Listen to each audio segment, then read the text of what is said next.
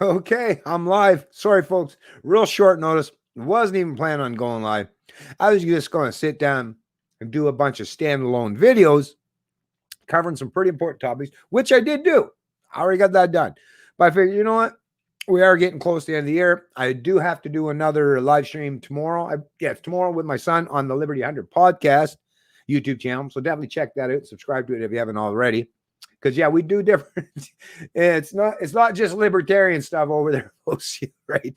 If you want to see me not just dealing with libertarian stuff, check out my son's joint venture, our podcast called Liberty Hunter Podcast, and that's always linked in the description. Or not the description. Actually, I might even have it in the description of the videos and the streams, but it's definitely linked if you go to the About section of my Canadian Libertarian YouTube channel. And you'll see that over there as well. But anyways, like I say, so I just wanted to first and foremost just say before we get there is I'm really hoping that all you fine folks do get the opportunity to have yourself a great happy new year. And I hope you also had a great Christmas and spent lots of time with family and friends. Actually, speaking of spending time with family and friends, actually, that was something I just wanted to bring up here real quick as well. Back to my notifications on the Twitter. Where was that? So I'm sure some of you folks, I would imagine most of you folks that watch my videos, have probably heard of Randy Hillier, an MP. I believe he's in Ontario, I believe. Anyways, just trying to find it. And an exchange. Well, actually, it was just him sharing a picture on social media, which is quite normal these days, right? And at Christmas time, being with family and friends, like that's pretty normal, right? Pretty normal, right? Even if you're not Canadian, it's quite normal for people to celebrate holidays with friends and family. Not a big deal. Nor should it be deemed. Where is it? I could have swore.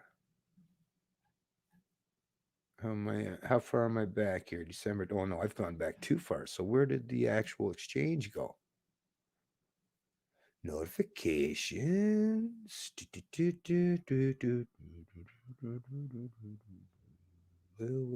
Oh, there it is. Okay, so I have to do this. That's weird that it's the only one I'm seeing. But anyways, okay, it's fine. Oh, so I got to click on the original one, right? Because he was the guy that's going to fucking rat out Randy, right? So here it is. I'm going to have to share it on the screen. Obviously, let me share the screen for you fine folks so you can see what I'm talking about. Yeah. Who are these people? Sorry for the slurping on that one. But anyways, as you can see, I'll make sure you can see anyway. Yep, there we go. So this is Twitter. And as you can see, there's an exchange here. Well, first it was Randy Hillier, independent. Randy Hillier is I'm not following him. Well, damn, I better do that now then. Sorry, I thought I was already doing that. But anyways, so Randy Hillier was the one that originally posted this picture right here. Actually, if I click on that, I wonder if that'll probably just do the picture, right? Anyway, so great. Anyway, so there's Randy. And there's his family.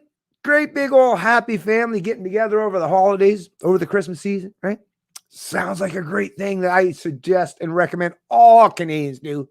Yeah, right? And the crazy part is when you hear these hacks in the establishment media or this Ryan Imgrund or whatever, what are you worried about there? What these people are all adults, right? I think they are. Yeah, they look like, well, except one little kid, I guess. There's one kid there. But these people have all made that voluntary choice to get together. Nobody forced them. I assure you of that, right?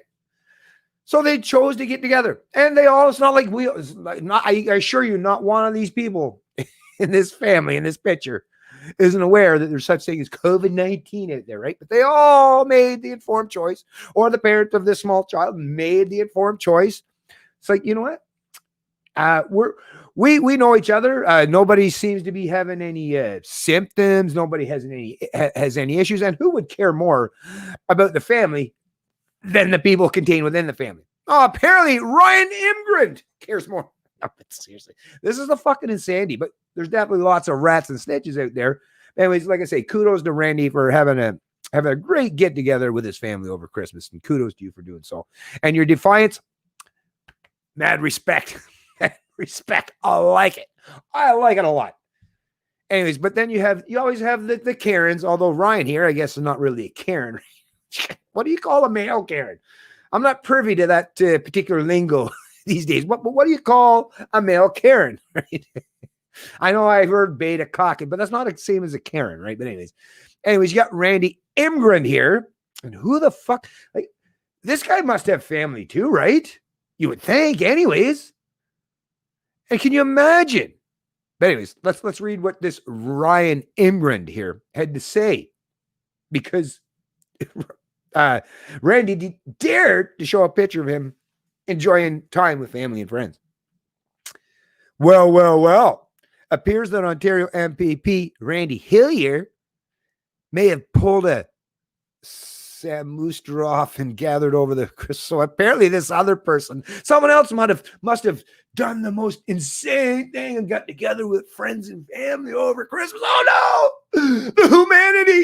The humanity. Oh, the horror. Hope Premier Dad, like Doug Ford, trying to act like dad. Like, what the fuck? Doug Ford, Kim Jong-un, short, stocky, or fat little fox. I don't know. No, I'm just kidding there, but it's like, how fucking insane it is, and try to pretend like, Doug, you're a loser.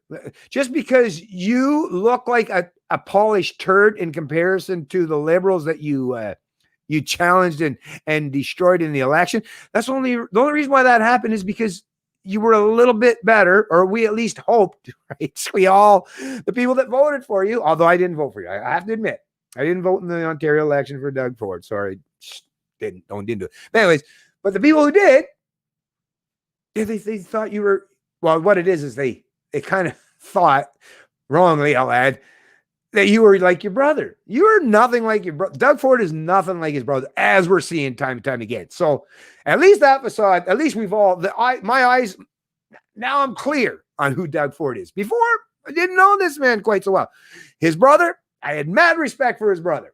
He seemed like the kind of guy, and just everything he walked, he talked, he exuded respect for individual freedom and liberty and challenging the state, even though he was someone that was going to be part of it as a mayor, right? So, or was part of it. But like I say, he was one of those guys. He was not Ron Paulish. He's not a libertarian, but he was at the very least, willing to not toe the authoritarian collectivist line and step outside the bounds of that kind of conformity.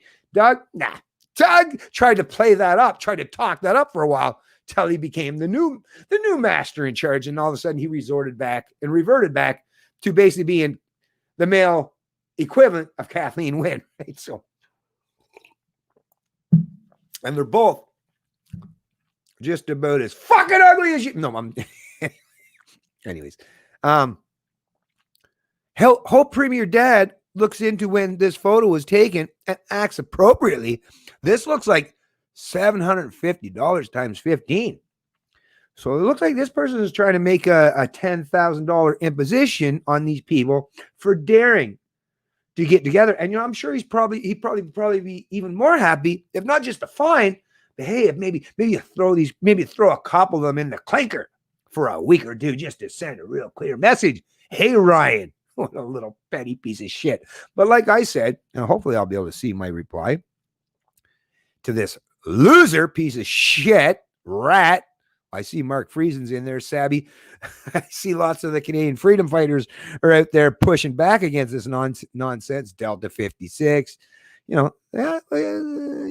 I know many of these folks that comment on my own particular stuff, right? So anyways, but where is my reply? Because I did reply too.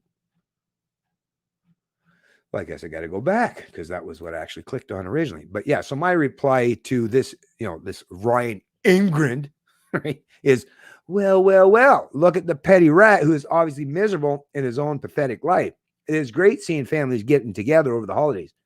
But for the self-loathing losers and Karens among us, it reminds them of all their own failed and lonely lives. And yeah, I know I did of twice there, but Twitter sucks balls, will not allow you to edit your fucking stuff. And Twitter's like, nope, you're not allowed to edit or correct any spelling mistakes. If you put something on ours, it's there forever the way you intended it. And too bad, so sad. It's like, what the hell? But anyways, well, we all know that Twitter's basically just a big, giant fucking dumpster fire that everyone gathers around. I don't know what for the warmth. There's not much warmth. But anyways, I just found this to be absolutely unreal. I just wanted to bring this person's name up there for the shame, of course, for the shame. I mean, he's a full-grown man, looking to rat out people because they're having fucking fun with their own family over the holidays. Like I say, these busybody Karens, and I don't know what, like I said, I don't know what the male equivalent of the Karen is, but this fucking loser, Ryan Imgren, is the male equivalent of a Karen. And you know what? Like I say, just like I said, or actually, I think, yeah, their own. I mean, come on. Are you not getting together? Because either this person's an absolute hypocrite and is actually enjoying some time with their own family and friends over the holidays, or they're one lonely ass loser that when they see in a picture like that with Randy smiles and everyone around them all happy, yeah, that triggers these motherfuckers. It triggers them hardcore. I mean, listen, misery loves some company, right?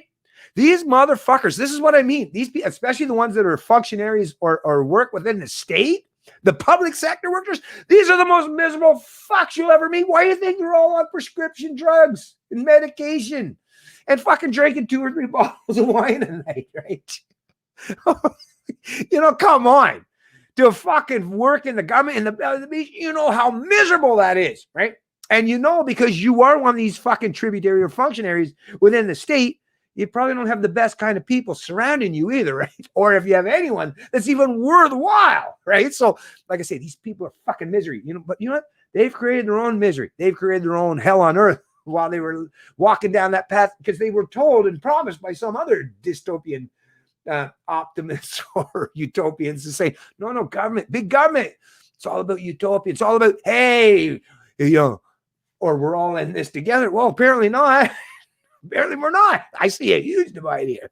Anyways, like I say, Randy, but the message I'm seeing, Randy's having fun with family and not letting the state fuck him over at all. And you ain't going to be able to take this away from him. No matter what you do to Randy after this, he enjoyed his holidays with his family. You didn't, I assume, based on the fact, either that or you're a hypocrite. But if he didn't, that was your loss. And it was the state that imposed that on you. It wasn't Randy. Randy was having his fun with his family. If you weren't, that's your own fucking stupidity for being a blind conformist to a bunch of authoritarians who, what, you think they're all sitting home isolated and alone? Like I say, these people are so fucking insane. Anyways, let me just shake this one off because I don't know. I like I say, I get a kick out of these losers, man. These fucking guys that are constantly, or girls, guys or gals. Oh, I see I got a donation. Hey, what's going on, Fraser McBurney? Thank you very much there, kind sir. What do you call American? Oh, stupid. Makes sense, right? Well, no, but I think there must be. It's not a Chad, right? I've heard the term Chad, right? But I don't know what the male equivalent of a Karen is. But either way, like I say, that gentleman definitely fit it. And thank you once again, Mr. Fraser McBurney, for the $5 donation. I really appreciate it. Hey, Rika, what's up, girl? Hey, no, actually, well, hey, I will just mention right now, Rika, for you or anyone else, if anyone wants to come in on the screen and join me at any point in time, let me know. Like I say, I'm just like, this just came out of left field for me. I wasn't even really planning it, but I was sitting here at the computer. I was doing some standalone videos because I've been getting back into doing my videos because I realized just how important this stuff is. So I'm doing it. I'm doing it, folks. I'm doing what I normally do. But at the same time, I was like, there's so much more to do. I don't know if I'm going to be able to get another live stream out before January 1st. So let's take advantage and let's not procrastinate. Let's get it out there and get and talk to some of you fine folks and well, let's even hear from some of you folks. What are your plans? What are your predictions? Some of the things in regards to like the year end, right? This is the end of the year. It's the wrap up stream. Well, there's still a lot to unfold yet. I know it's only a few days, but my goodness, a lot's been happening. But what are some of your predictions? What are some of your aspirations or inspirations for 2021? How do you think things are going to unfold? Like I say, I usually look, and what I'm going to use in this stream is the opportunity to entice you folks to come in and join me on not just this stream, but a future stream going forward, because I really, really prefer, I'm the kind of guy I like to talk to people, right? I don't like to just function like just talk to myself or just relay information, that's all great and fine. But I like to talk to people and discuss these things because it's really important that we do. But anyways, maybe someone else down here. But thanks for joining, Rick. I really appreciate that. Hello, Karen, spelled that way is usually an Indian man's name. Karen. Oh, Karan. Yeah. Did I spell Karen that way? Oh, no, that's for. Oh, no, he didn't mean that. No, trust me, he probably just made a mistake spelling there. I'm quite sure he meant nothing at all by that. The Spy Patriot. Ha ha. Unsane. It's unsane. Oh, Chaz. Is that a Chaz? I thought that Chaz thing, I thought that was what they called that place over there in Oregon. Chaz. Wasn't that the space for the, I don't know, anyways. There's just so much fucking stuff. But that's one thing I will say. Are you not entertained? Right? It's funny, yet crazy. Okay, so it is, maybe it is Chaz. Right on. Well, thanks, Spy Patriot and Stuart Bazemore for the heads up. Anyways, like I say, so let me get back to where were we looking at? Get back to, there's so much to cover. I kind of had it originally set. Oh, this is where I wanted to go with next. So let me bring this up here, folks. Okay, yeah, nothing's going to come up here that's too crazy here, right? Okay, yeah, so good. Okay, so yeah, let me share this. StreamYards. So just to let you fine folks know, here we go. So I recognize, and I do see the writing on the wall, and even though I also acknowledge that I'm really good at functioning in these rules and as restrictive they are, but it also stifles my ability to speak as freely as I like. Even though I've become accustomed to it and function really well under these restrictions, I love me some real genuine freedom of speech and the ability to articulate my thoughts, not encumbered or restricted in any way. So now you folks know, and I checked it out. I've got 300, I think it was like 300 some videos already uploaded on BitChute. So BitChute is a platform, video sharing platform, anyways, that is my number 2. YouTube is my number 1 because it's been, I mean, I've got 1,200 videos. I've been on it the longest. You know, I'm not just a contributor to YouTube, but I'm actually, you know, a paid content creator and all that stuff. And I have my whole, you know, like I'm actual, got the whole advertising thing through you. So I worked hard and made sure that I maintain that position so that I at least have a voice on the platform, even though they do try to stifle and silence me. But at least I'm still there. But I always recognize that I need an alternative platform, especially video sharing platforms or video platforms, so that I have redundancy built in. Now, I have a lot of my stuff, or most of my stuff, actually at this point, pretty much all my stuff backed up on hard drives. But on hard drives, no good. How are you going to see it if it's on one of my backed up hard drives? Can't, right? But I need a social media platform that, like I say, doesn't restrict or restrain me in terms of what I can say. But one thing that was really difficult early on is BitChute. And I kind of get it now. I kind of understand. And I alluded to this earlier on. It's like, I didn't pay for the service BitChute. I just used it as a free service, like YouTube, right? Now, YouTube is so huge that they generate so much revenue and they're just part of the entire Alphabet organization. So there's all kinds of money to shuffle around to make sure that there's profitability, or at least everyone's getting paid. BitChute was one of the very first platforms, I believe, initially that challenged the YouTube domination. And they had a really difficult time. You know, you had like the establishment players trying to fucking take them down, paint them as stereotypical, like, oh, just for our far right people and all this stuff. So it's been a difficult thing for BitChute to thrive, survive, and to continue to grow. And what they rely on is what we all rely on, right? So we all rely on sustainability, and that sustainability relies on value. And that value in the modern world, it's money, folks. Money, money, money, money. But, you know, money is a representation of value. When people say money or evil, money's evil, it's like, value is evil? No, money's not evil. You can use money for evil things, but money by itself it's not inherently evil. And anyway, it really should be just a measure of value and a medium to exchange value and a medium to retain that value, because that is what proper money truly is. Anyways, like I say, so I did, because I've had some great fine folks, people such as me go back here. Fraser McBurney here. These fine folks who do contribute to the channel is like, you know what? Like, and I said to you folks in the past, I don't use this stuff. Well, it's not like I get a tremendous amount, but I don't use this stuff just to like enrich myself in any way. I want to use it. I like to invest, right? Just like I invest in myself. This is investing, right? It's invest. I like to invest in things that are going to, be fruitful and produce something in the future. So what I did is I said, let's take this little bit that I've garnered and gained. And I did get a YouTube payout from all you fine folks who have been membership. It wasn't much. I think the wife said it was like 117 bucks or something, but still it's like, so you know what? I did go ahead and I got myself, as you can see, I went to pay for BitChute because you can choose different levels on BitChute, but apparently Visa and MasterCard are making it so that even sites like BitChute, they're not even allowed to use MasterCard and Visa because these companies have become political, right? So fucking insane these days.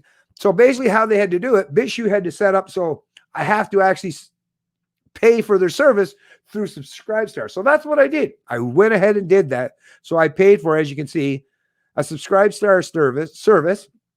Now I'm only on the lower tier of it. I can go on higher tiers, but I only have one channel, so I don't really need to go to higher tiers anyway. So I am on Subscribestar, and of course I'm on BitChute. And because I'm now a paid contributor and member of BitChute, I did upload another video yesterday, and it did go straight into the processing part, and it worked much more seamless than so many.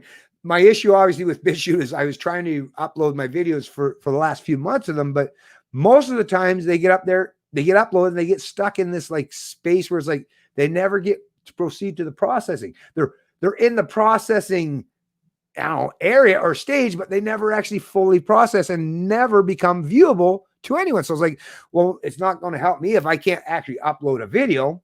And I get it. They probably prioritize their servers and the space for people who pay and contribute to the platform, which I totally understand, right? These companies actually function under proper market incentives and capitalism. So I totally get that. So what I have done, like I say, I chosen to join them, and I had to go do that run around through Subscribestar. But now hopefully my uploads will work much more seamlessly and with much less hassle, because that was the thing, folks. It was hindering my ability to upload because it's frustrating when you go through, especially in the internet connection speeds that I have where I live. If it takes you 3 or 4 hours to upload one video, right? And then it turns out it doesn't even work and you got to do that all over again. Well, it doesn't take many of those before you're like, fuck it, I'm not even going to bother, right? But now, like I say, now things should be better and more conducive to allow me to upload my videos on a more continuing regular basis. So like I say, check out my YouTube or my BitChute channel, Canadian Libertarian, as per usual. That's what I go by on every social media platform that I'm on, unless the name has been taken in some way. Twitter, it's CAN_Libertarian, right? I don't know who the hell took my Canadian Libertarian. No, but definitely I'm really happy to see that now I have this alternative platform that I can upload my videos, and hopefully at some point in time I'll get it to the point. And BitChute saying they're even going to create a streaming service. So the future is looking bright in terms of our options and our ability to counter the status and the status quo.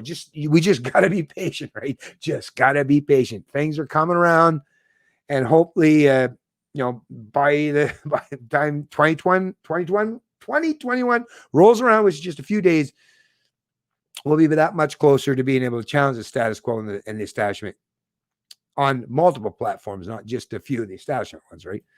So anyways, let's get back to, let me see what some of you fine folks are commenting here before I get back here. February 12th, what's this?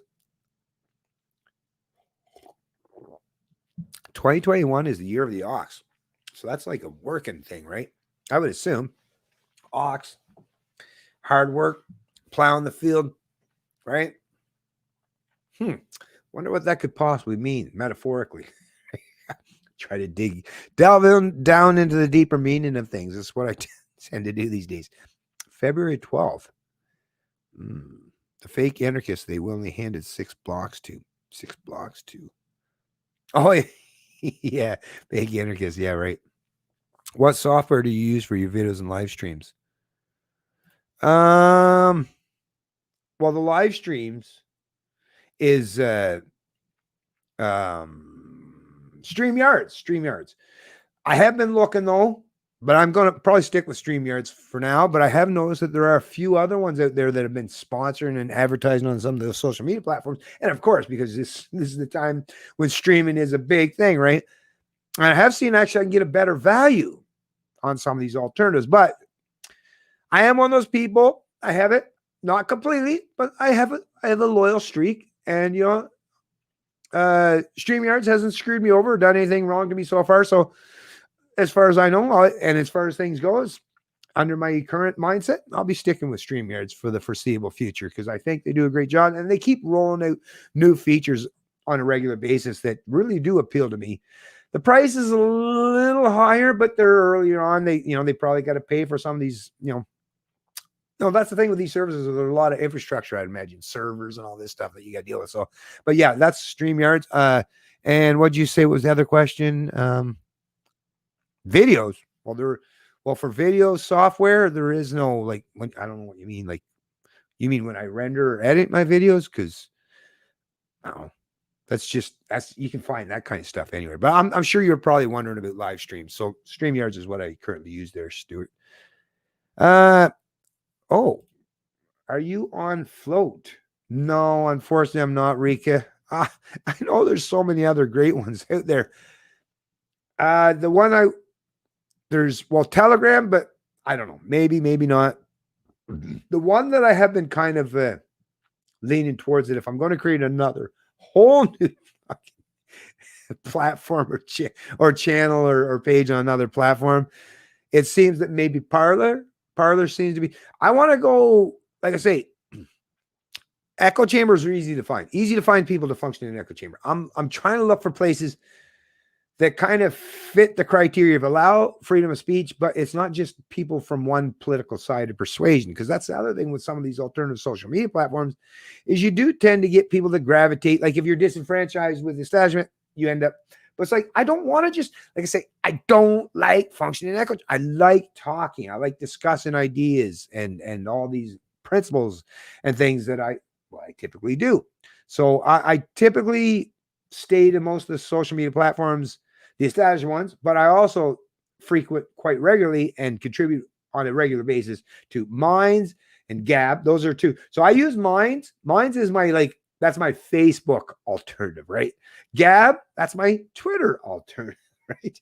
And BitChute is my YouTube alternative. So I have 3 other platforms that I consider to be just the mirror or flip side of these other dominant players. But then I also am on Locals, Dave Rubin's website, and that's a great, great site. I got to tell you, set up really well. And I actually got to say, in terms of ease of use, I like Locals. It works great, I got to say. But I'm also on ThinkSpot. Jordan Peterson, he was the one that helped initiate and start that website, right? And I was one of the very early people that were invited onto that platform while it's still in its beta testing. I think it actually still might be in beta testing. But anyways, these platforms, ThinkSpot is the one that you have to pay to be on. And one thing I like about ThinkSpot is the fact that they won't take down anything you produce on it unless it's deemed illegal, like in a court of law, like if we're a judge or someone says there's a warrant to take it down, right? So that's really cool. But the ease of use, whoever they put in charge in terms of actually laying out the platform and figuring out like the intuitiveness of it, yeah, they definitely don't have the best kind of engineers or software guys out there. Sorry, I have nothing against you, whoever it is. I am not hating on you. Okay, I'm just saying, yeah, you're not the best. That's for sure, right? But of course, if you were, you probably would have already been employed by companies such as Facebook or Twitter, right? But anyways, like I say, but there are all kinds of other platforms. But that's the thing. I have at least I probably have about 10 now. How many more? Like, how much more can I expand it to the point where I'm becoming less and less effective because I'm trying to spread myself way too thin? So at some point in time, I probably will try to weed out some of the ones that aren't being productive and maybe introduce some new ones. But I haven't reached that point as of yet. So no, Rika, sorry, I'm not on Float. Trump calls Mike Pence weak and disloyal. Trump is right. He also needs to replace Pence with Rand Paul. He said that. Really? Wow. I did not know about that. That's probably not going to go over well. Disloyal? He seemed quite loyal. I don't know. There was lots of infighting and bickering, that's for sure. But let me get to, because there's lots more I still wanted to cover. What I'm going to use this stream is to cover a whole lot of stuff. So let me get to, oh yeah, I got to take this off here. Take this off. Okay. And all these things, once I'm done, I'm going to place all these in the link in the description of this stream so that I can finally clear them off, but make sure I'm archived. So definitely pay attention to the ones that I'm going to be covering here, folks. So let me go. So this first one, because these are really important, not just articles, but sources of information. Okay, here we go. So this is the first one. And I have yet to even get delve down too deep into this one yet, but this is a source, once again, that I'm really grateful to know that it exists. So this is a Collateral Global is the name of the website, a global repository for research into the collateral effects of COVID-19 lockdown measures. So as you can see, there's research, there's news, browse studies by topic, physical health, mental health, social health, education, economy, and all studies. And then there's news down here, economy, health. Like so as you can see, an amazing source, all put together, right? All under one roof, right? This is so amazing because, as we all know, right, those of us who are, leaders of liberty out there in the world, it's like we have to reach from a multitude of sources everywhere, and we're getting pretty good at it, right? And we have those close connections where we can find those sources quite readily and quite easily these days. But it is amazing to have an opportunity like this where it's all placed. All these sources are congregating to produce and provide this information in one source. Or at least one location of the source. I'm sure you can find it all kinds of different places as well. But it's a great, like I say, this is a great resource to use. And it has all to do with COVID-19 and all the effects. Not just, like I say, not just economic, but health, mental health, and all that stuff. So this, like I say, and this will definitely be placed in the description of the stream below. This is a great source. Soon as you're finished watching this stream, click on this link, keep that, archive it, maybe bookmark it, and save it so that, once again, you have a place that you can refer to, as things unfold, because this is going to be one of those resources that's going to be indisposable, or should I say indispensable, right? So let me finish that one up. What's the next one? Okay, here's another one here, folks. I'll place this one as well. Share screen. Here's another resource that I think is important that you folks should probably... Yeah, Flying Blind. So this is a PDF file out of the Justice Center for Constitutional Freedoms. Yeah, it's a PDF file, as you can see, so you can just download it here. It's called Flying Blind, Government's Hasty Decisions to Lock Down Canadians While Damaging Public Health and the Economy. And as you can see, it's quite extensive. It's a table of content. So it's another great resource. And once again, knowledge, information is key, right? In the age of information, ignorance truly is a choice. So like I said, I'll place a link to this one in the description of the stream as well. What else we get here?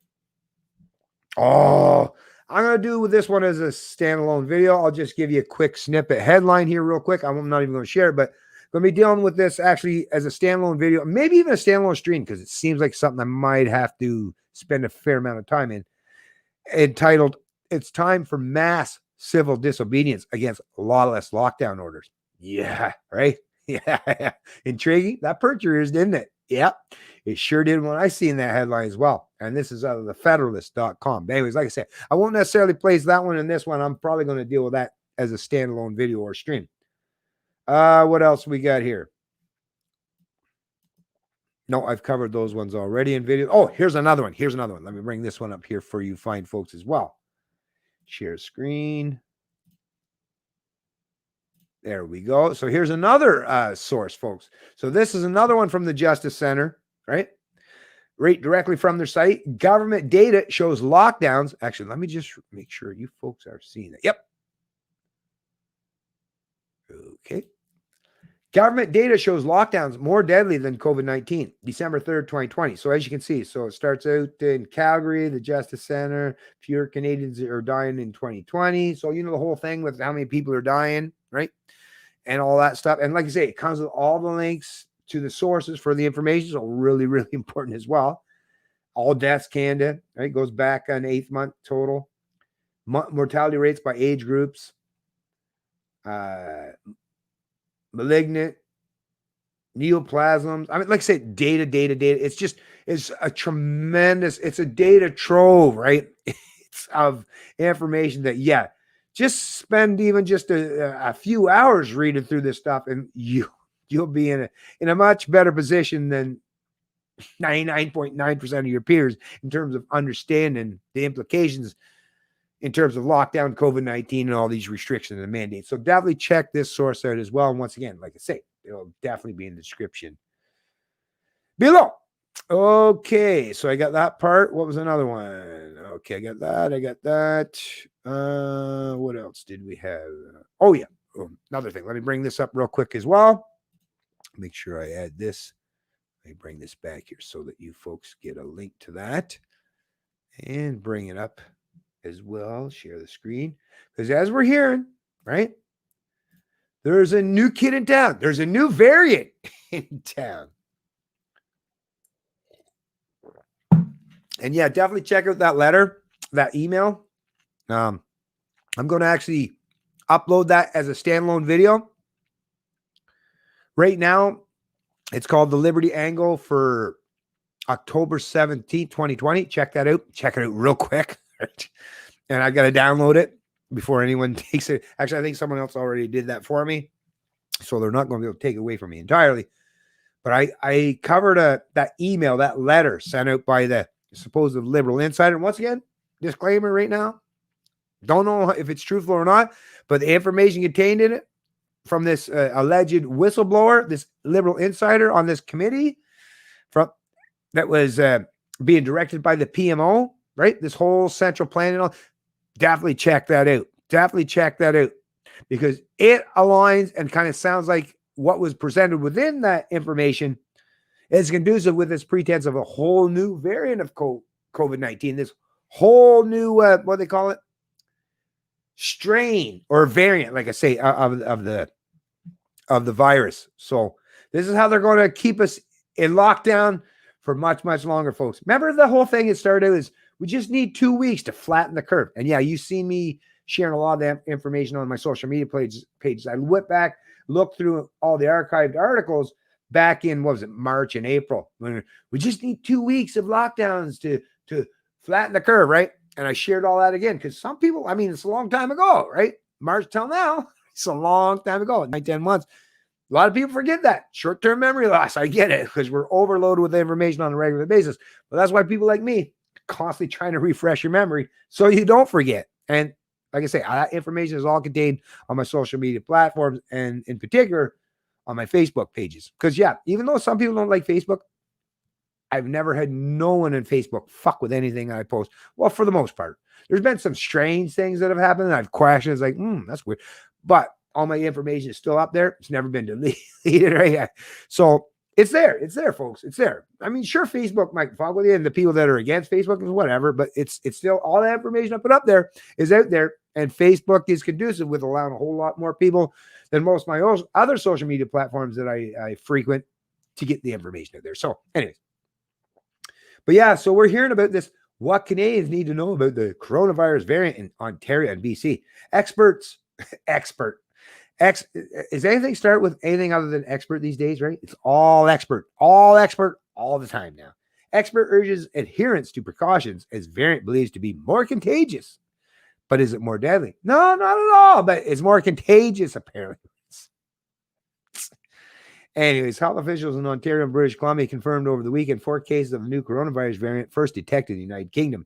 The first confirmed instances in Canada. The new variant is believed to spread more easily and faster than the original version of the virus based on modeling and some epidemiological data, but is not believed to be more deadly. Scientists say there's no evidence that COVID-19 vaccines currently being deployed, including those approved for use in Canada, will not protect against the variant.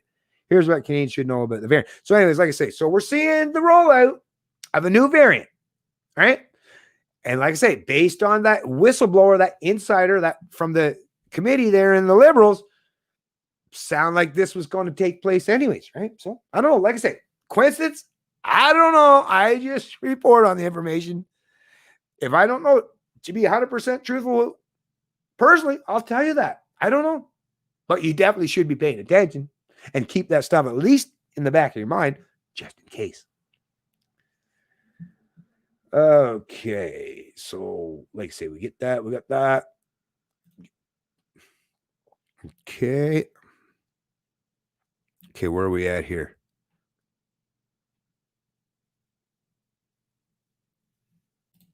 Been saying for many years before that Pence cannot be trusted because globalists like Mike Pence. Oh my God. I don't know, folks. Like I said, I don't know. I don't think we ever get anywhere because nobody can trust anybody.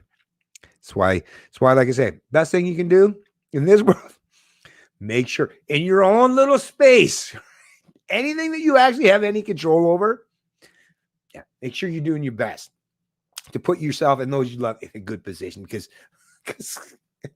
at some point in time, as this continues on, you're not going to have a fucking clue who to trust anymore because it's just nonstop fuckery and propaganda as far as the eyes can see. So I don't know. I don't know, folks. If religious and spiritual freedom was allowed in Canada, no one would follow the law.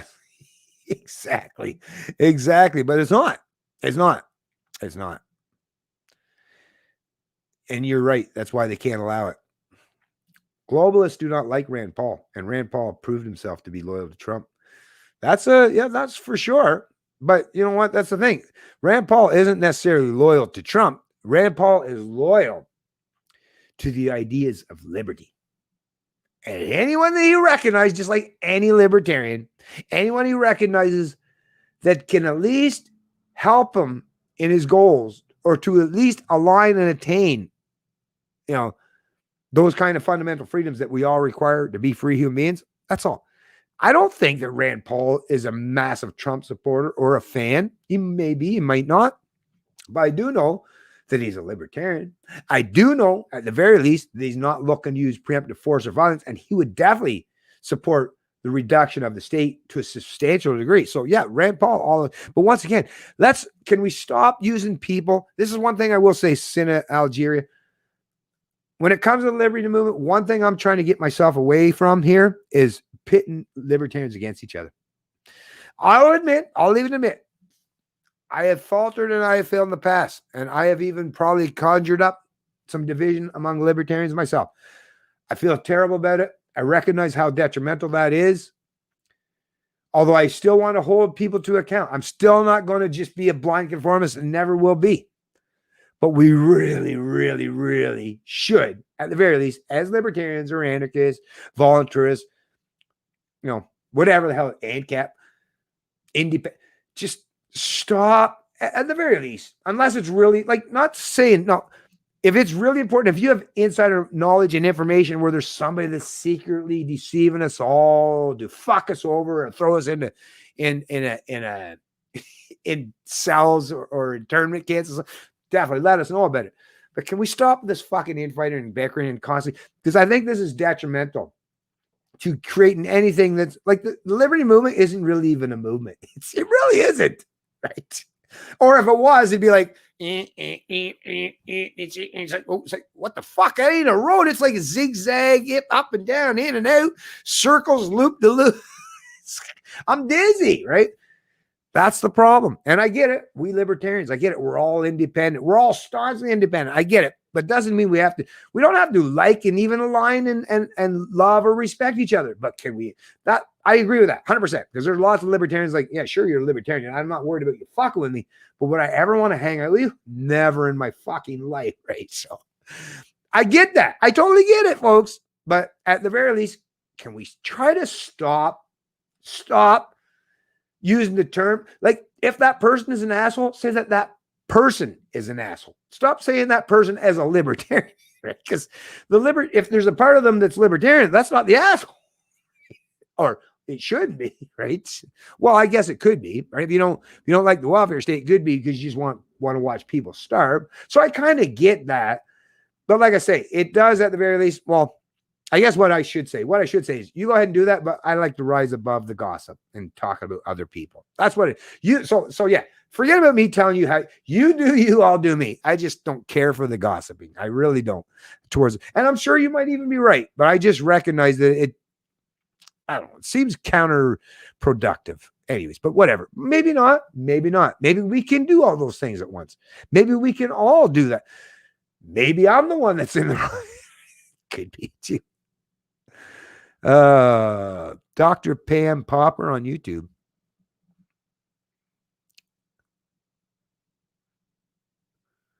Trump and Biden lead to that. That could very well be. That could very well be. But it does at the very least seem that Trump, but maybe it's all political propaganda. So that's why, as a libertarian, I can't stand politics. Because then you can get into stuff like this where even close friends or people that you typically align with, it's like, we disagree. Which is why I prefer to discuss ideas rather than people. You know that thing I've shared multiple times? You know, great minds discuss ideas, whatever, discuss people and other, whatever. I prefer to talk about ideas just so that I don't have to get into these goddamn, infighting or bickering. It's just because it really does destroy me. Like when I have to fight with other libertarians, it's like, damn. It just tells me, it's like, if I got to fight with other libertarians, like, it just tells me how much work I got ahead of me. If it's this much work just to get libertarians to agree on anything, it's like, could you imagine for the rest of society? So that, what stuff like that, I just got to tell you, what stuff like that does to me, it really does destroy my willingness to keep going. I'm still doing it so far, so I've been able to balance it enough where you haven't destroyed my willingness as of yet, which is why I'm going to try to move past these comments, because I never want to get to that point. They will never run out of excuses to keep ordering people around. I hope more will realize that soon. Yeah, of course not. Like I say, 2 weeks. We're going on now the better part of a fucking year, folks, and there's definitely no end in sight. Not even close, right?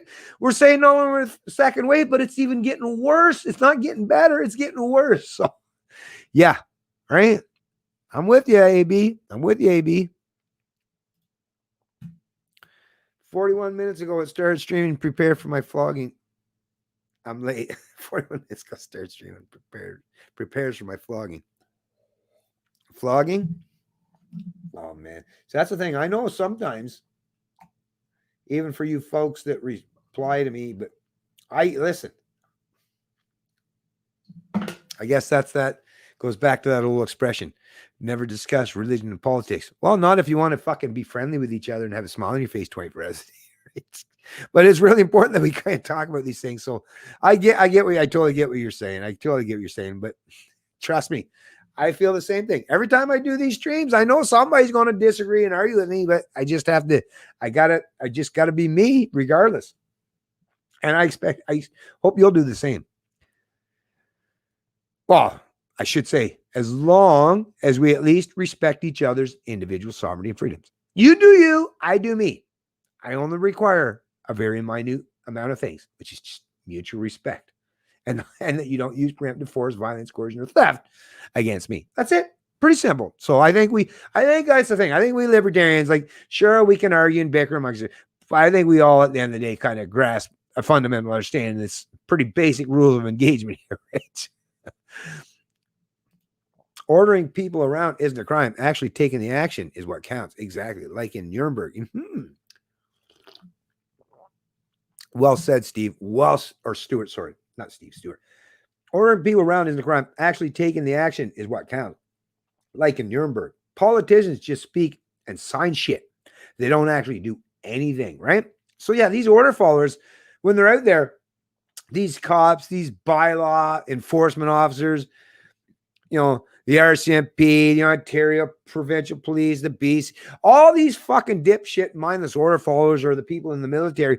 It's like, yeah, you're the ones. I mean, I know you like to point out, well, I'm just doing what they told me, but you're the one that's actually doing it, right? Do you not have this? Like, that's weird when an actual adult human being says, well, I was told to do it. And that's what cops do these days. And these, like I say, these are adults. Could you imagine? Even as a kid, I know growing up as a kid, if I said, Johnny told me to do it. Johnny said, throw a rock through that window and smash it. It's Johnny's fault. My parents would have said, you a fucking idiot, Bennett. Just because Johnny told you to throw a rock through the neighbor's fucking window, you're the one that did it. You're the one that's in trouble. Yeah, sure, Johnny's an idiot, but you're the one that fucking committed the crime. So you're the one that's fully responsible. Don't try to offload that to Johnny just because Johnny told you to do it. You're responsible for your own actions, right? Like, how fucking simple. These things, like I say, even a very, very small child understand these concepts readily and easily. The fact that adults try to use propaganda, legalese, and political language to make it so that nobody understands these things, they're just too difficult to understand, right? Come on.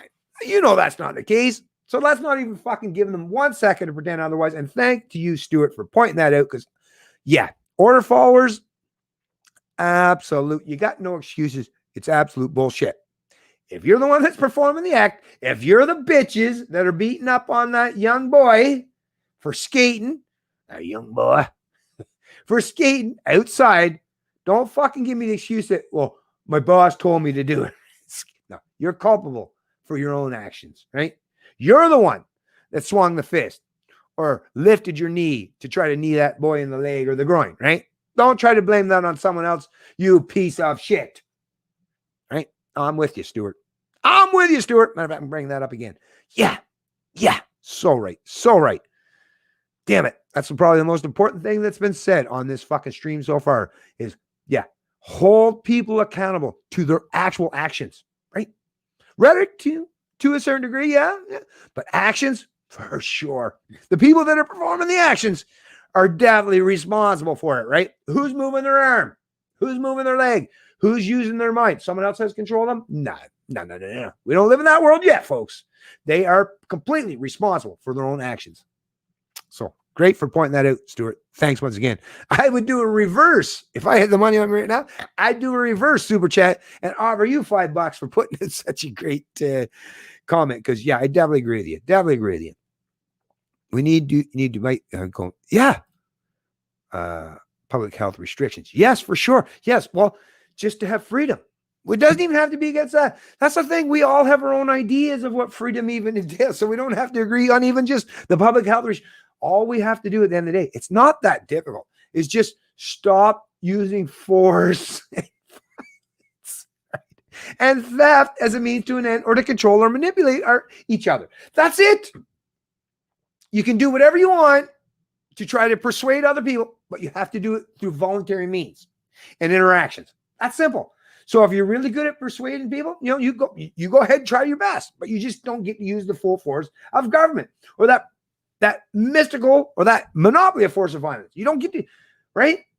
And if you're using mainstream or established media institutions these days, you are inadvertently, whether you know it or not, using big government, because big government is what has sustained these dipshits and surviving today. Otherwise, they would cease to exist as an organization, as a corporation, as a business, because they've failed and they've shown to be failures because they aren't actually properly informing the people. And the people all acknowledge this, well, except for the small portion of the population or whatever portion of the population that aligns with authoritarian collectivism.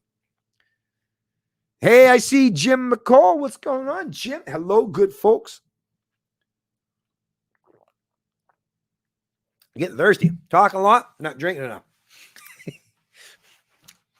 Okay. Oh, damn it. Rage in the Cage. Hey, y'all. Hey, at AB Free. What's going on, Rage in the Cage? That's a great name. Rage in the Cage. Rage in the Cage. Yes, we have to hold each other to account. Yeah. The road forward isn't paved. If we have to hit every bump, the vehicle will break down. Well, if we have to hit every bump, the vehicle will break down. I kind of get what you're saying there a little bit to account. A little bit there, Rage. But what it is whether it's paved or not, it's just that we all have to, if we're going to have rules of engagement, simple as that. And if you, like I say, even if you're fucking from the military or anyone that's ever worked there, rules have to be consistent. They have to be universal for people to accept and want to adopt and follow them. It's simple. The minute people recognize that the rules are gameable or you can skirt them in any way, the gig is up. The gig is up at that point, because then the ones that are going to follow the rules are like, I hate to say this, but you're putting yourself in a position that the ones that are like, I'm not going to follow the rules, you play yourself in vulnerable position against those that won't. So it creates an automatic victim and oppressed class the minute people are willing to follow rules that aren't actively enforced or universalized, where everybody has to follow them. If everybody doesn't have to follow them, right? If theft is wrong, if theft is immoral, and we people never steal from people because we recognize that, but the people in government or the corporations that lobby government or the hacks who vote for big government are like, I'll do it, I'll steal. Well, then you're the one, you've created a scenario where you're a perpetual victim for all of your life. So it's difficult, folks. Like I say, that's why these things need to be really hammered out. There's a lot of nuance to this stuff. There's a lot more than a 5-second soundbite from your local media establishment, right? But yeah, but I definitely get, yeah, we definitely have to hold each other to account. 1 in 4 Canadians were on welfare this year. Yeah, I believe that. 1 in 4. No, but that's probably about right. Because what is it? 9 million, right? Steve, actually, you're probably goddamn well close to being dead on. Let me get back up there. Okay. Because actually, Steve, let me think about that. 1 in 4. Let's just do quick little rundown or scenario in terms of, so there's 38 million Canadians. 9 million is, well, 9 million of 38 would be almost 25%, right?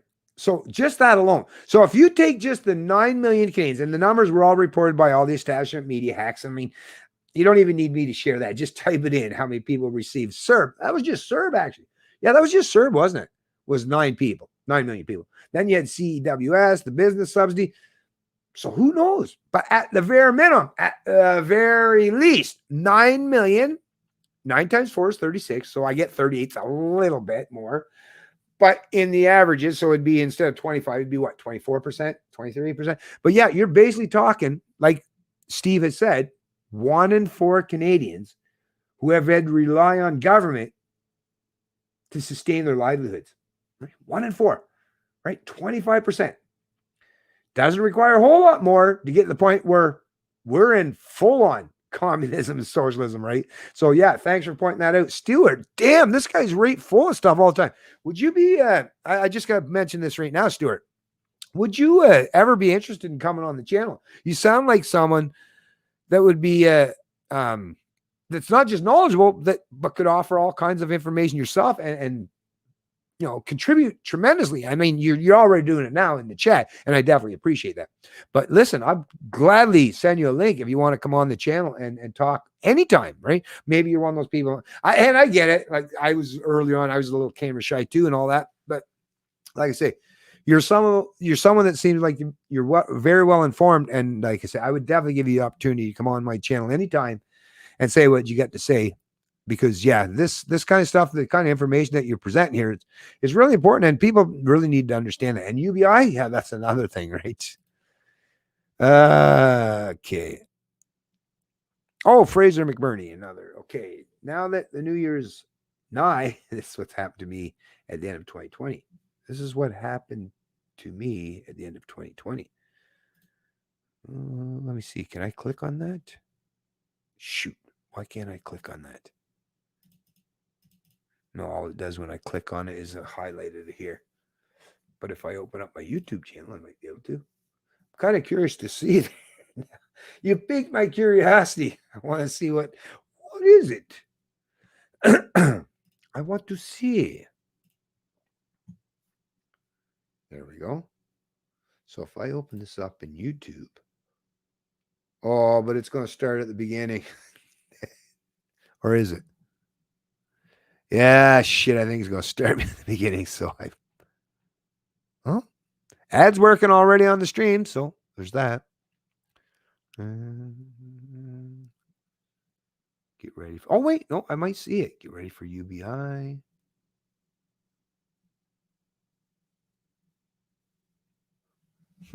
No, it's get ready for UBI. Okay, let me go back to the StreamYards one.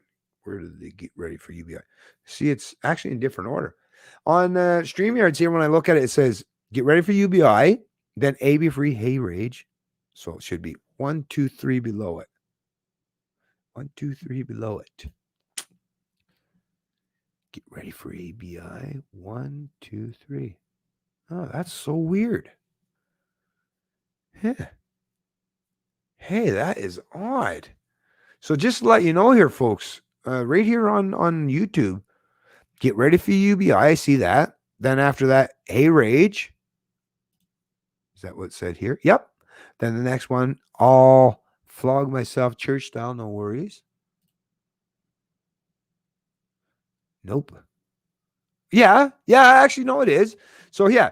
So it starts, get ready for UBI, then AB free, hey rage, then Thaco XP, what you the first to, I'll flog myself church style. But then on my YouTube channel, the very next comment after that is I had to change it from top chat to live chat to see that comment. Change from live chat to top chat to see that comment. So this thing, why is Fraser McBurney's comment not showing up? That seems really weird. Because it should, especially considering he's a member of the channel, it should show up even more and highlighted. Okay, that's really weird there. Because then it goes from top chat, live chat. Then after that is Jim McCall. Nuremberg just watched a video on that. So let me go back. Nuremberg just watched a video on that. Nuremberg just watched a video on that. Oh, so this one. So it's down this far. Okay, how far back do I got to go? Oh, it's right underneath that. So yeah, that is really strange, McBurney. That's, I swear to God, folks, if you want, go right now. If you don't believe me, go right now on there, and maybe, or it might be from my end, but please verify if you want to. But on my end of it, I just opened up the YouTube side of things, this live stream, and like I say, his comment is not even in there. Because I was going to click on that, because on the YouTube side of things, I actually probably can click on the actual link, but it's not even there.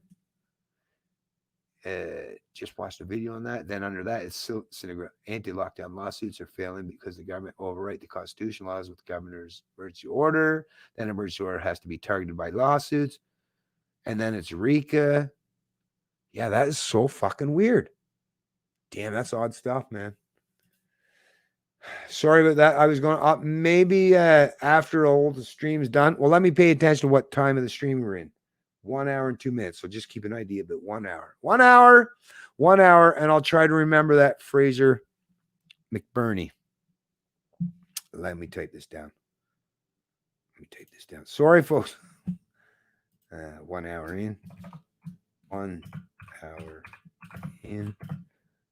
Fraser Bernie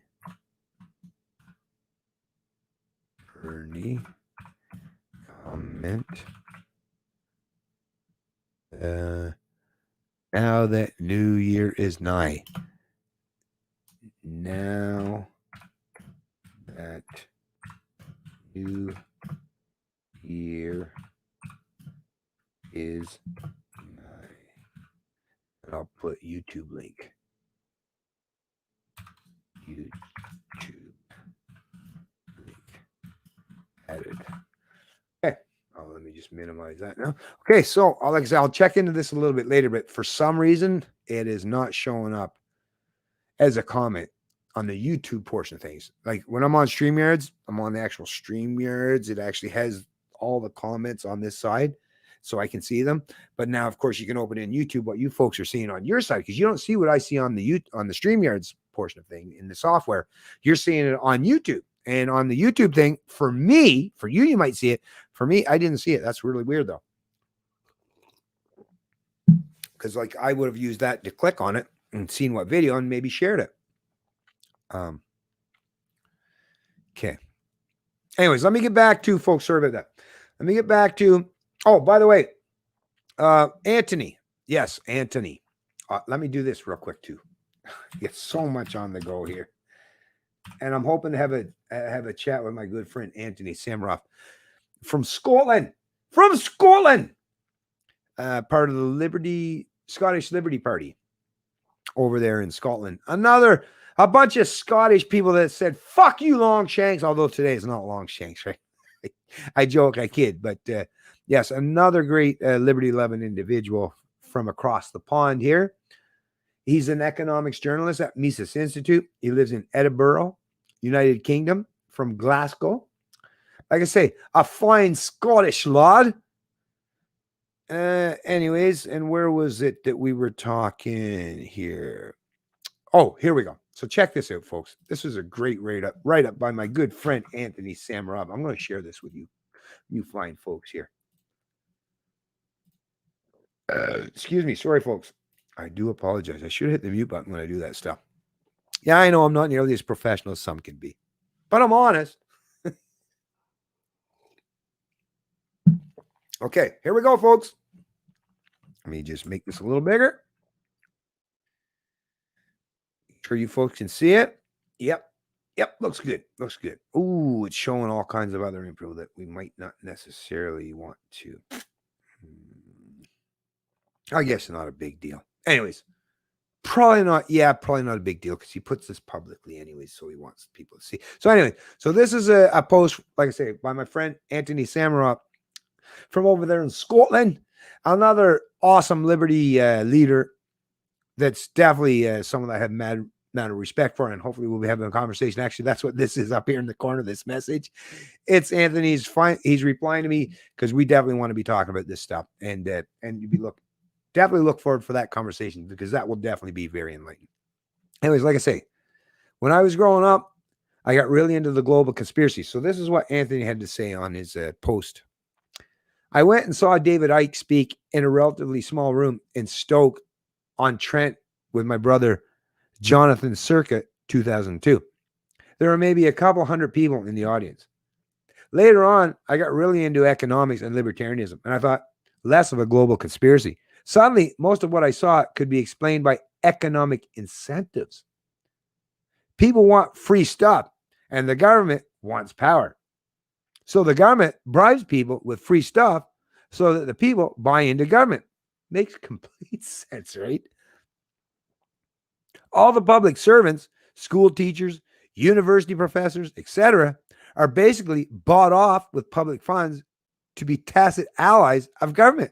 And come on, we all have these people in our family. We all do. And they have been. And they probably even they probably toil with this stuff internally in their minds at times. But at the end of the day, it's their paycheck, right?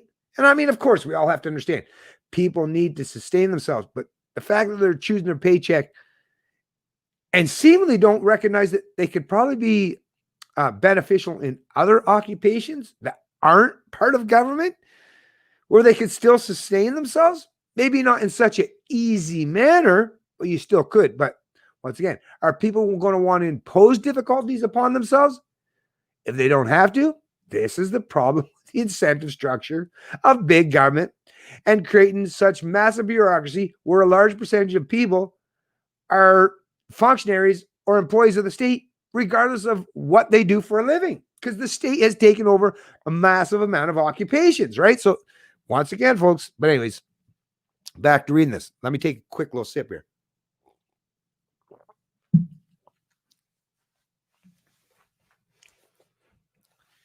All the public servants, school teachers, university professors, etc., are basically bought off with public funds to be tacit allies of government.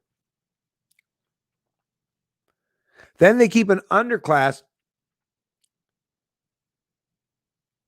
Okay, little mistake.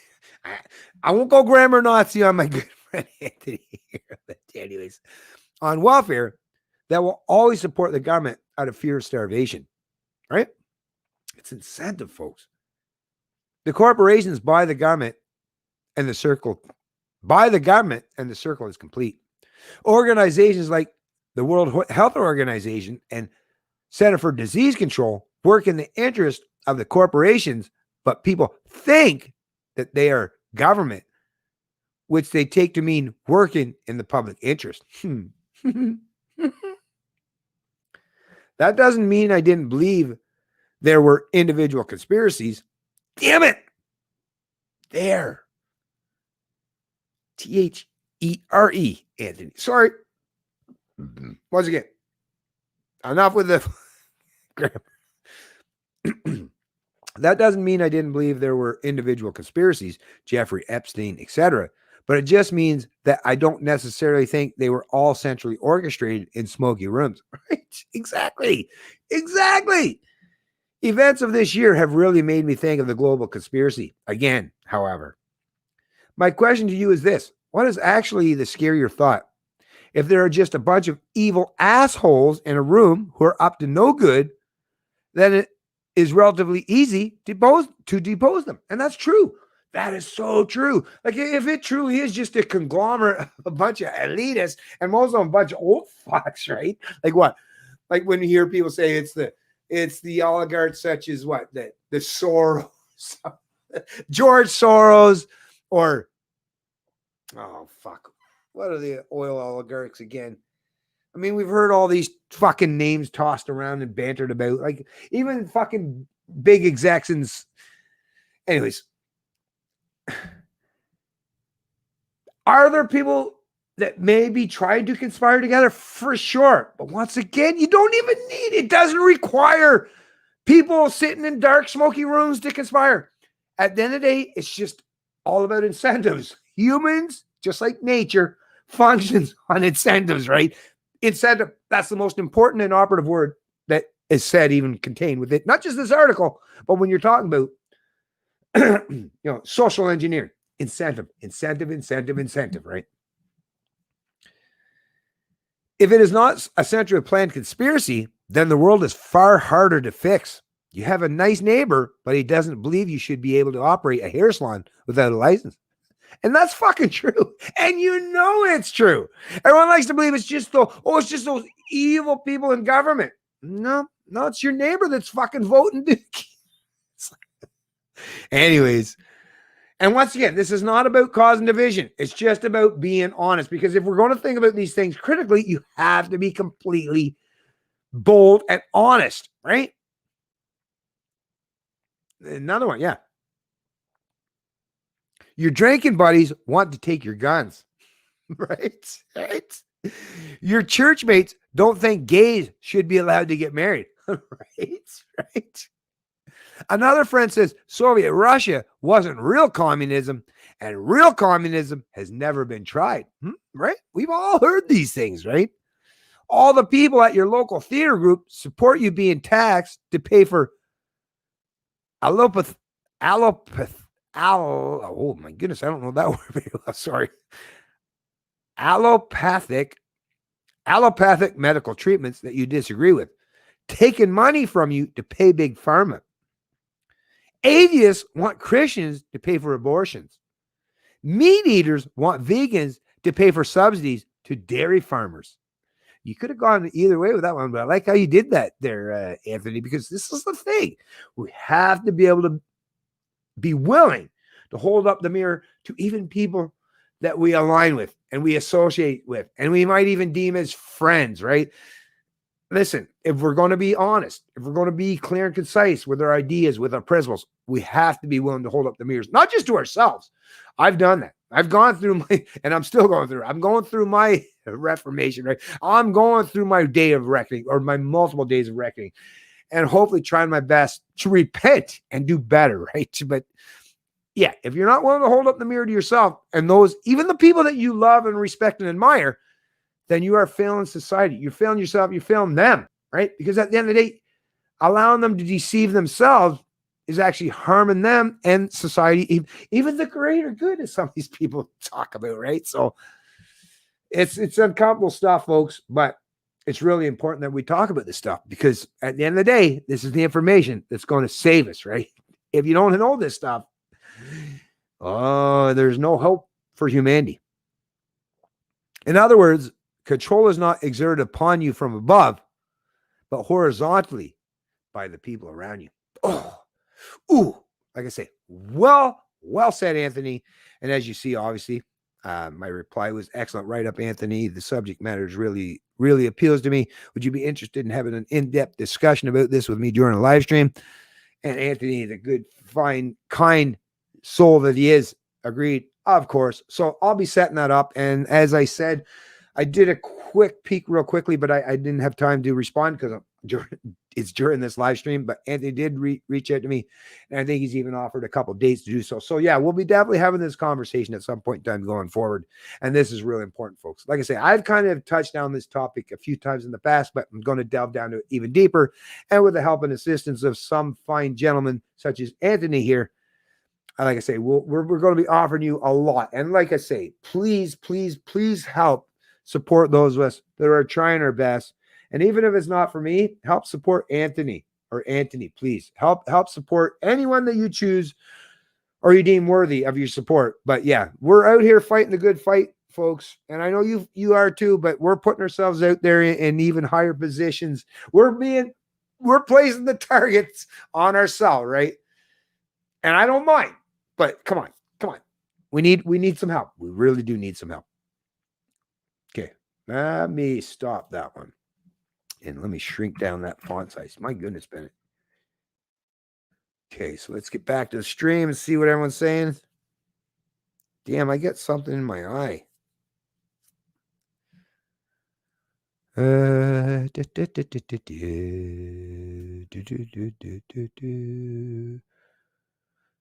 Oh, wait, Rika put something in there.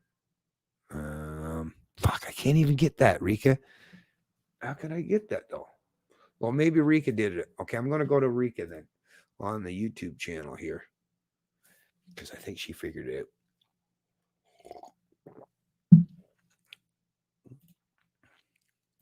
That's a thing but see, that's the thing. I don't neatly construct everything so it's all top down. It's all on the fly. Look, I'm doing shit that I wasn't even planning on doing during the stream, but I'm rooting for the Great Reset. GreatReset.net. Oh, I see Rika did actually put a link to the GreatReset.net. There's Rika. Protest who offered cops coffee charged for not social distance. Why? Because Rika's here, Bennett. Thanks, Rika. You're the best. You're awesome. Okay, let's see what we got here.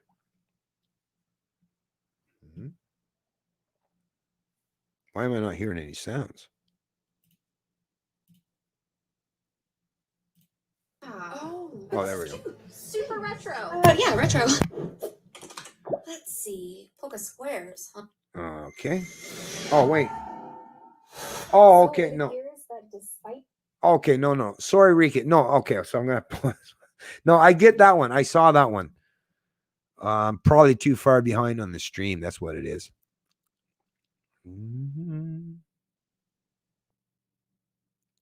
Yep.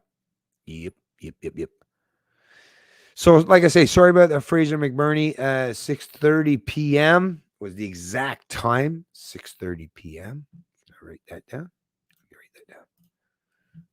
6:30 p.m. 6.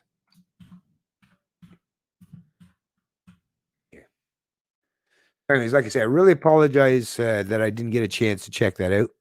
I had to change it from top chat to live chat to see the comment. Yeah, that's probably what I got to do too. That's probably, yeah, you're probably right there, AB. Thanks for pointing that out. Really appreciate that, by the way. Just watch video on that. Yeah, that's really important. People really need to learn about the Nuremberg trials. That is another really important thing that I think people need to pay attention to. The Pam Popper interview was pretty good. I got to check that out. Definitely got to check. Copy, paste, control C, control V key. Highlight in blue to copy. Oh, thanks. Yeah, I appreciate that, Thaco. BitChute.com. Okay, here we go. Spiros Skouras YouTube channel threatened. If erased, check Spiro on BitChute.com. So, okay, that's cool. Oh, by the way, when you're talking about, yeah, thanks for mentioning that, Raging the Cage. You know, when they're out there talking about diversity, let me just point this out for you folks, in case you're unfamiliar or unaware what this whole diversity lingo means. Because there's you got to read between the lines, right? When they're talking about diversity hires, diversity this, diversity that, what they're saying is our own kids and grandkids, right? These Europeans that set up and created the state of Canada, right? So our offspring, yeah, they're just not turned out to be the great little status that we wanted them to be. They're so goddamn independent. They've learned too much about individual freedom and liberty and lived too much of that individual freedom and liberty. And they just aren't, they're just not, they don't seem to be conducive to being good little conformist collectivists. So what it is we need diversity. And that diversity is we need to bring people in that are more conducive to being conformists, to being good little tax slaves, chattel, serfs, or slaves, right? So that's the thing. That's the thing. And I mean, whether you're a white person, I mean, you can look at that as an insult, as a typical white person in Canada or the USA is like, oh, we're disenfranchised because we're not part of the establishment. They don't like us anymore. But in reality, it's like, matter of fact, the worst position to be actually are those immigrants, those 1.2 million Canadians that the Trudeau Liberal regime is trying to bring into Canada over the next few years. Those are the people that are going to have it even worse than we fucking do, because these are the people who are unsuspecting. They think that Trudeau actually are, the Trudeau regime or the Liberals are comparing benevolent people who just want the best for them. Right? They don't realize, they're unsuspecting. They don't realize that they're just going to be chattel and tax slaves and serfs for this particular ruling class to keep Trudeau and his ilk and his crony corporate counterparts wealthy beyond belief. So whether you're, like I say, whether you're an old white establishment in Canada or some of these newcomers or immigrants, you're all going to be fucked over by the establishment to sustain them. That's the thing. There is no we versus, or me versus you, or us versus them when you're talking about, even the immigrants. It's the true us versus them are the central planners, the elites, right? The ones who are dictating, micromanaging, and attempting to control every aspect of our social life. Those are the true threats to all of us, foreigners and domestic serfs alike. But yeah, thanks for pointing that out. Great. Little gray cells and diversity. Yeah, so yeah, diversity. That word is so. But anyways, yeah, I'll check that out as well, Rika. Oh yeah, Rika, protester offers. Yeah. I already did see that one, Rika, and highly annoying. I almost triggering moments when I see cops treat people like that, and not just from my own personal experience, but even my own sons. Like, yes. These things fucking have an effect on people who have been treated like second-class citizens or abused by the state or some of their enforcers. But yeah, I get what you're saying, Rika. I totally do.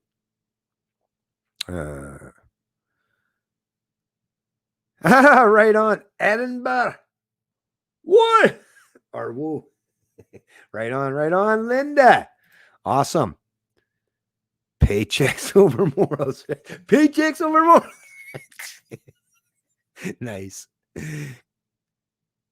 Guess Anthony isn't a no, I don't think it.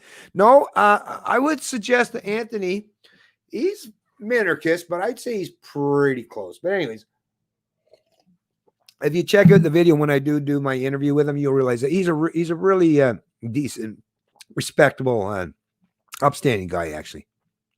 Well, based on as much as I know about him, anyways. The Great Reset is happening, liberty or death. Oh, it's going to happen. The difference is, and the key point here is, who gets to dictate how everything unfolds? Are we going to have the market? Are we going to have free people dictate the new reset, right? The Great Reset or the new normal? Are people going back to having sovereignty and freedom and individual liberty? Or are we going to progress to full-on authoritarian collectivism?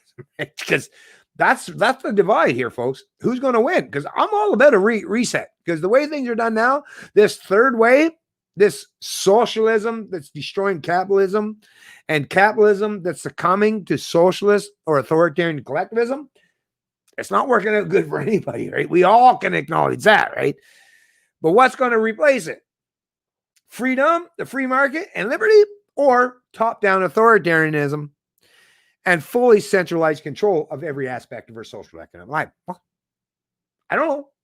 I'm all up. I'm all game. I'm all in for a great reset if we need to do that, right?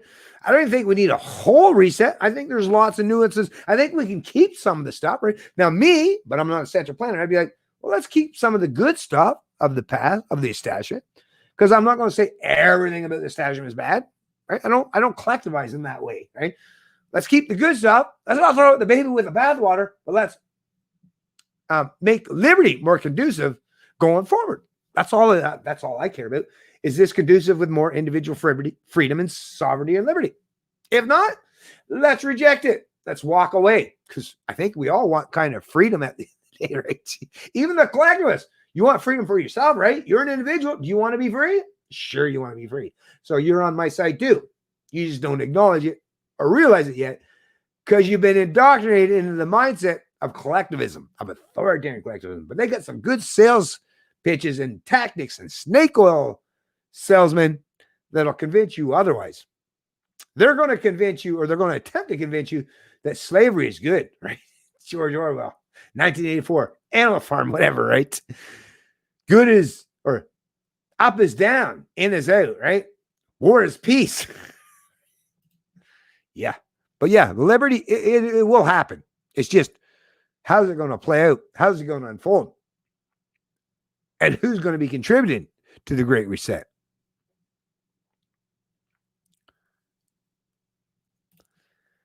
It actually worked out well for the comment reading by Ben. Oh, thanks. Awesome. Cool. Something worked out good? That's good. Okay, let's tie it up. That's it. I'm quitting. I want to end on a good note. No, I'm just kidding there. But I am about an hour and a half into this stream, folks. But there's so much I wanted to cover. So let me just, like I say, you know what I'm going to do? I'm just going to scroll down by, see what else. I'm just going to start listing off for this one. And like I say, maybe if I watch back, I'll be a chance, an opportunity to share all this stuff, because there's just so much I haven't had the opportunity to cover. Okay, so Great Reset is coming, but not for capitalism. Oh, actually, let me share this.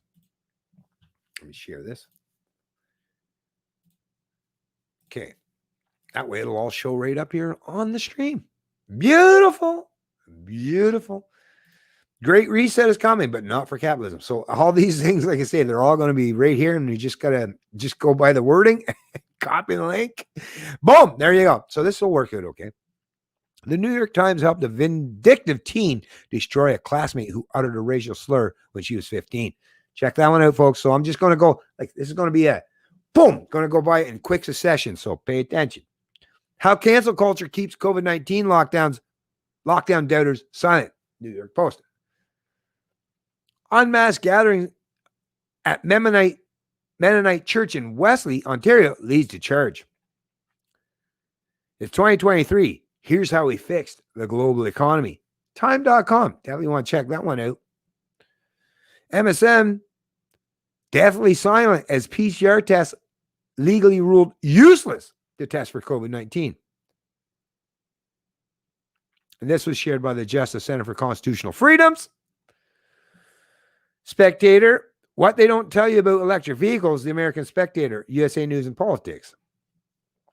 Warmington, rules allow many to fly to Canada without COVID tests. Imagine that, huh? Yeah, check this one out too. Socialism and communism. Now, this one I won't be able to link it because it's actually an embedded video that I've shared from Canadians for Liberty, but definitely check this out on my Next Gen News and Views Facebook page. Shouldn't be too hard to find. Why a childhood of play is the best education. Actually, you know what? I'm pulling that up right now. I'm going to cover that as a standalone video in the near future. That one was really great, folks. Really, really great.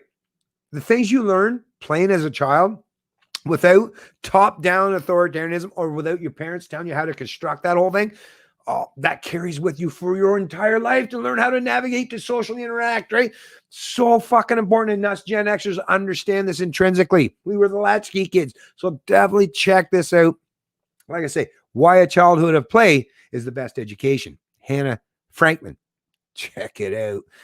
CTV News. Canadian airports aren't screening travelers from China for new coronavirus. Well, I guess because China's done such a better job than the rest of us, right? Are they that sure, though? I don't know.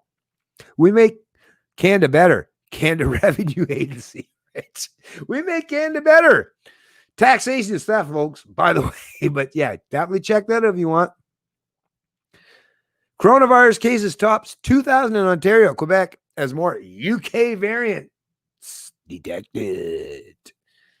China jails citizen journalist for 4 years over Wuhan virus reporting. How dare you report or rat on the government as they're, well, not ratting. See, that's the thing. There's a difference between being a rat is when you're screwing someone over, has no power or authority over you.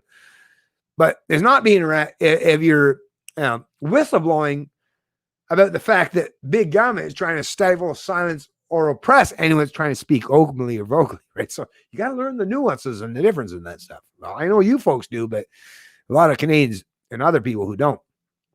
Another one, Scarborough long-term care home grappling with COVID-19 outbreak reports 13 more deaths. So this is the one that had, I don't know, what are they at now? 40 plus deaths? Yeah, it was 39 deaths before that. Nearly 200 active cases. So another long-term care facility. Fail, right? That's where most of the deaths are happening, by the way, folks. Here's another one. The only thread I see here, this is me. So this is this lady. Check this one out. This is a tweet that I shared from this lady standing in, what was she there? I don't know. She's in some place. Was it a Target or something? I don't know where the hell she was. But a lone woman that showed defiance and a willingness and to speak out. And I'm so proud of women like this. The only thing that I was disappointed was the fact there wasn't somebody else there in that place to stand up in defense and show solidarity with this woman. Like, we shouldn't have to all do this alone, right? What the fuck? Anyways, here's another one, folks, for this Antonio Guterres guy. And yeah, it's all true.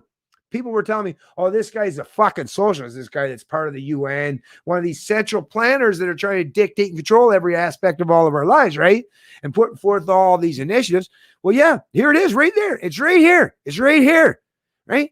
Antonio Guterres.gov. Whatever, PT, Portugal. What, I think he was from Portugal or whatever. Anyways, he's lifetime dedicated to public service. Look, for many years, Guterres was active in the Socialist International. He's a fucking socialist, right? So yes, these people are socialists. It's not a conspiracy theory, folks. It's conspiracy fact. There's a bunch of socialists conspiring to turn us all into a bunch of fucking socialists. Why would you not?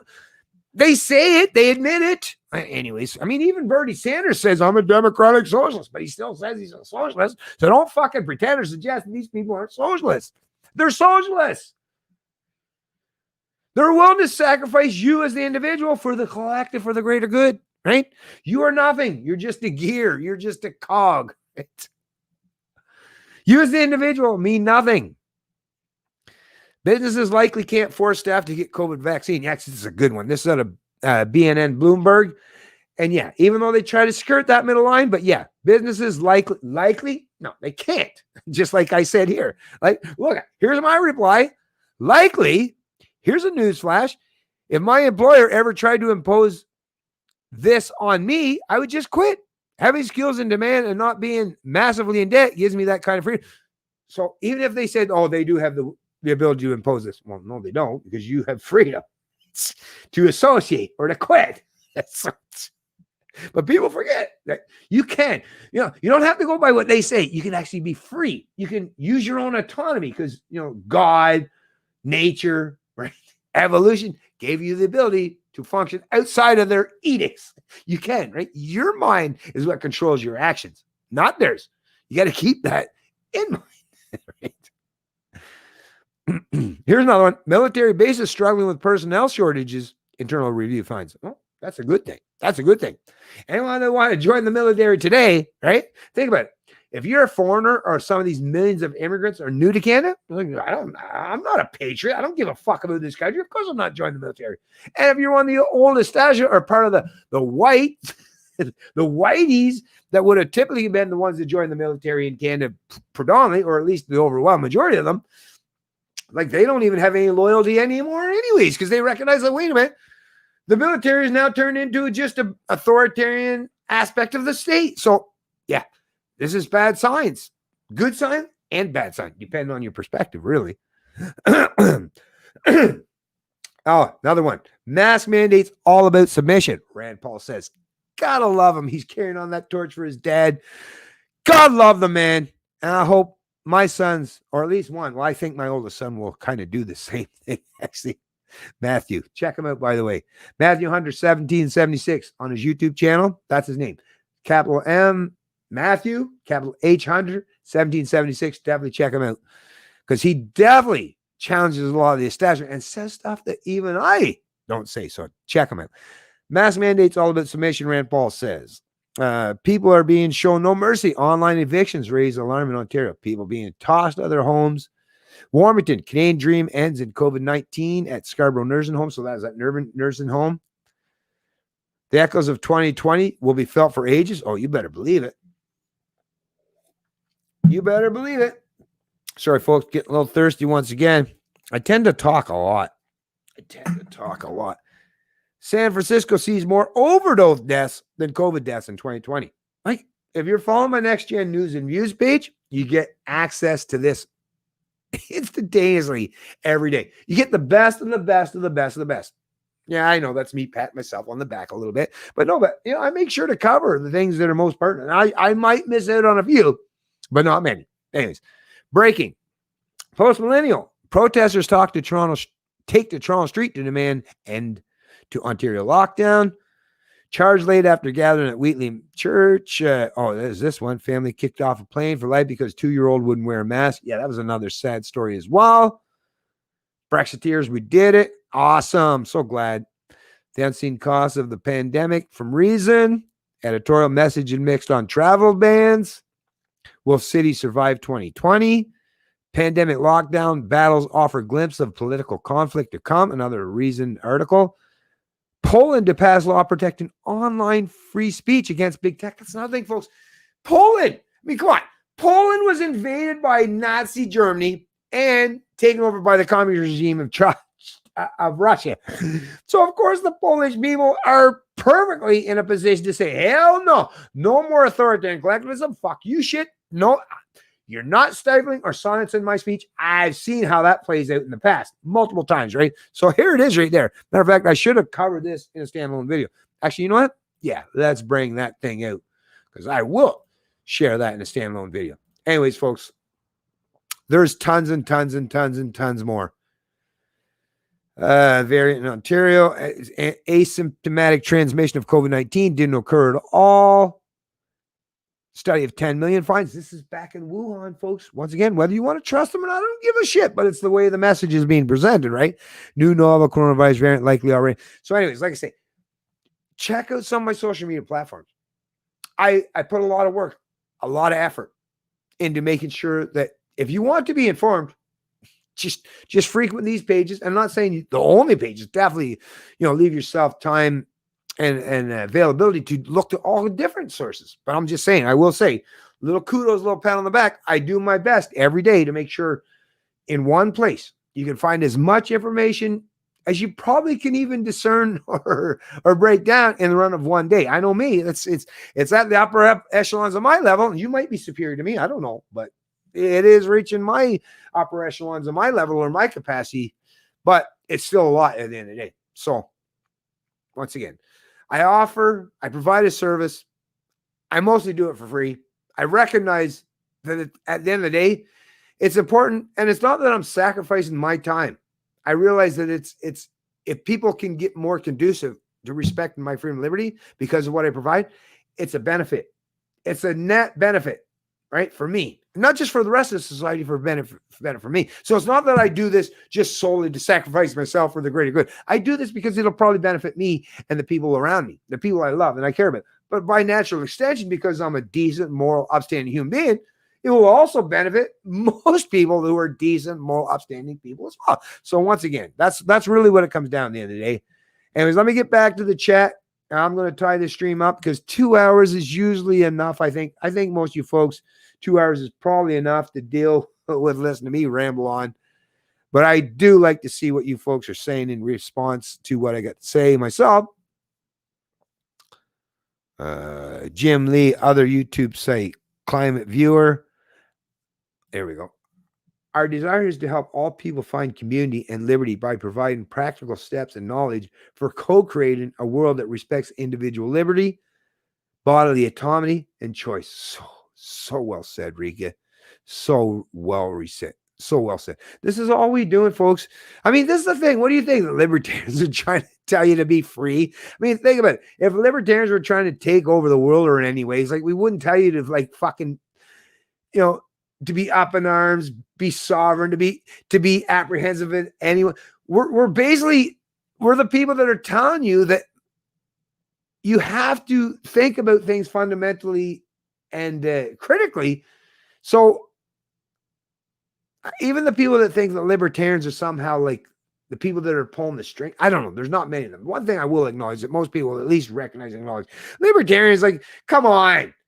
Really, at the end of the day, I think most people recognize that most libertarians just like, yeah, they probably do stuff that, is already deemed illegal or not conducive with what's acceptable norm or whatever. I mean, some people perceive most libertarians that way. Like, okay, that's fine, because that is actually partially true, right?